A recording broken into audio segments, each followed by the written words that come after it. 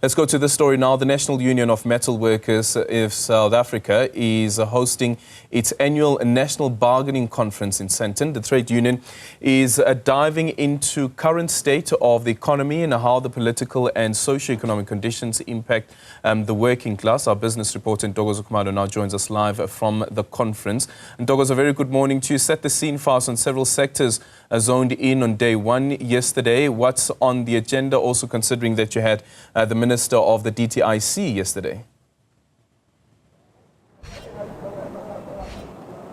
Good morning, Aldrin. Well, day two is about to kick off. NUMSA members just having some breakfast now. But as you rightfully said, the sessions yesterday really engaging with key industries of the economy in terms of how unions can play a better role in bargaining for the wages of the working class and the poor that are affected, as you said, by those socio-economic political issues as well as the rising cost of living. So really introspecting on the power that bargaining or collective bargaining still holds, especially in the current economy when we reflect on the economic data for 2024. Of course, the country registering that 0.6% growth, which missed most targets, including national treasuries, which was sitting at 0.8%. So the union engaging then with the industry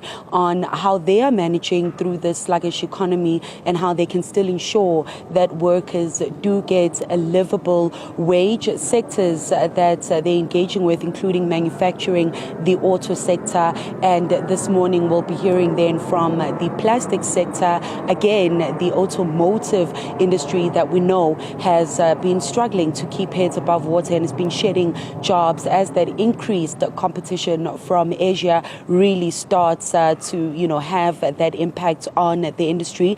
At about 10 to 10, we'll be hearing from the Minister of Minerals and Energy, that's Minister Mantashe, on what's happening in the mining industry, another one that's really been the bedrock of the economy for over the past 30 years and really before the dawn of democracy, but has been facing several headwinds as well as shedding jobs, manufacturing going through similar challenges. So it really is about discussions where, the unions and the private sector as well as governments can find each other in terms of ensuring that workers are protected even through these tough times, and whether the traditional forms of collective bargaining still hold any weight.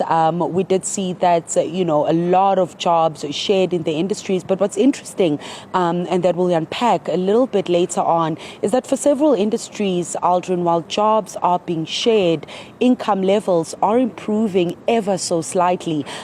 So, we'll dig into what exactly that means when industries are sharing those jobs, but income levels improving slightly for the working class. But discussions are going to kick off at 9 o'clock, and we are going to hear as well from the General Secretary of the union, that's Ivan Chim. As I said, the Mines Minister as well, to unpack what's happening there. We're going to also have Toyota CEO Andrew Kirby just giving us insights into what's happening in that industry and the steps that the sector there is taking to ensure that it is able to protect jobs. So I'll give a little bit more of an update a little bit later on this morning, Aldrin.